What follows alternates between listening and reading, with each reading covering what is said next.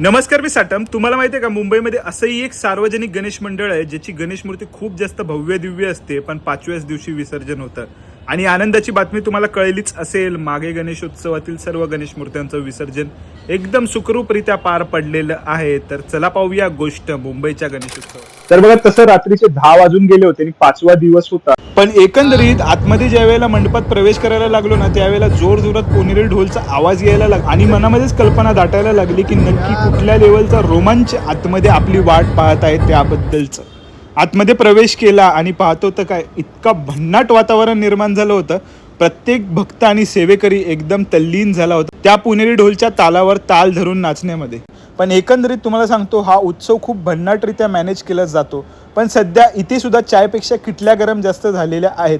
त्यामुळे एकंदरीत जे प्रायव्हेट कॉन्ट्रॅक्टर्स सिक्युरिटीमध्ये लावले जातात ते कशा प्रकारचे मनमानी करतात हे एकदा जरा ट्रस्टींनी पाहिलं पाहिजे. म्हणजे लक्षात येईल की जो सामान्य भाविक तुमच्या इथे गणेशाचं दर्शन घ्यायला येतो त्यांचे कशा प्रकारे हाल होतात ते. बाकी तर पुढे वळायचं झालं तर काही वेळानंतर पूजा अर्चना झाली, गारणं झालं, नारळ फुटला गेला आणि त्यानंतर गणेशा हल्ला.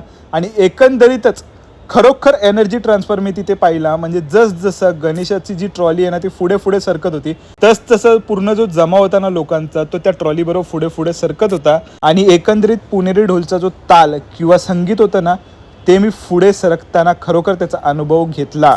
तर आता ह्याला आपण काय म्हणायचं? गौड सारस्वत ब्राह्मणांचा गणपती, जीएसबीचा राजा, किंग सर्कलचा 5 दिवसांचा जीएसबी तुम्हाला माहिती आहे का? तर बघा, यामध्ये अजून 2 कन्फ्युजन आहेत. ते म्हणजे एक मंदिरात बसणारा जीएसबी जो 10 दिवसाचा असतो, म्हणजे जसं अनंत चतुर्दशीला विसर्जन होतं ती स्टोरी पुढे येणार आहे. पण हा जीएसबी मला खूप जास्त आवडतो, कारण भव्य दिव्यता काय असते हे ह्या जीएसबी कडे बघून आपण नक्कीच सांगू शकतो.